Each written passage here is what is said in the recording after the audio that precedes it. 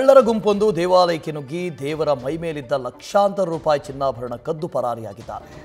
ರಾಯಚೂರಿನ ಸಿರವಾರ ತಾಲೂಕಿನ ಐತಿಹಾಸಿಕ ಕಲ್ಲೂರು ಮಹಾಲಕ್ಷ್ಮಿ ದೇವಾಲಯದಲ್ಲಿ ಈ ಘಟನೆ ನಡೆದಿದೆ.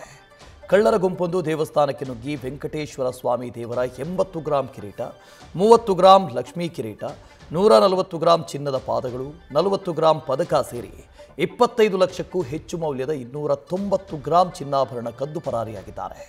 ಹಣ ಬೆಳ್ಳಿ ಬಿಟ್ಟು ಚಿನ್ನಾಭರಣವನ್ನು ಮಾತ್ರ ಎಗರಿಸಿದ್ದಾರೆ. ಪದೇ ಪದೇ ಕಳ್ಳತನವಾಗ್ತಾ ಇದ್ರು.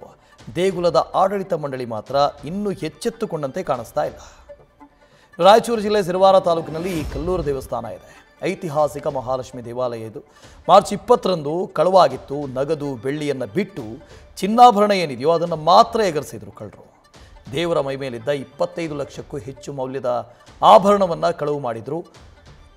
ಇನ್ನು ಭಕ್ತರು ಕಾಣಿಕೆಯಾಗಿ ಕೊಟ್ಟಿದ್ದಂಥ 290 ಗ್ರಾಂ ಚಿನ್ನಾಭರಣವನ್ನು ಕಳ್ಳರು ಕದ್ದಿದ್ರು.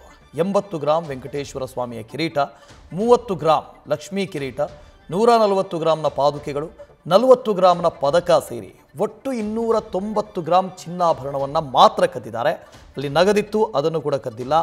ಬೆಳ್ಳಿಯ ಆಭರಣಗಳಿದ್ವು, ಅದನ್ನು ಕೂಡ ಕದ್ದಿಲ್ಲ. ಚಿನ್ನದ ಆಭರಣಗಳನ್ನು ಮಾತ್ರ ಎಗರಿಸಿದ್ದಾರೆ. ಇನ್ನು ದೇವಸ್ಥಾನದಲ್ಲಿ ಲಕ್ಷಾಂತರ ಮೌಲ್ಯದ ಆಭರಣಗಳಿದ್ರೂ ಕೂಡ ಭದ್ರತೆಯೇ ಇಲ್ಲ. CCTV ಕ್ಯಾಮರಾವನ್ನು ಕೂಡ ಅಳವಡಿಸಲಿಲ್ವಂತೆ ದೇವಾಲಯದ ಆಡಳಿತ ಮಂಡಳಿ. ಸಿರವಾರ ಪೊಲೀಸ್ ಠಾಣೆಯಲ್ಲಿ ಈ ಬಗ್ಗೆ ಕೇಸ್ ದಾಖಲಾಗಿದೆ. ಪೊಲೀಸರು ತನಿಖೆ ಕೈಗೊಂಡಿದ್ದಾರೆ. ನ್ಯೂಸ್ ಫಸ್ಟ್ ನಿರ್ಭೀತಿಯಿಂದ ನಿಮ್ಮ ಪರವಾಗಿ.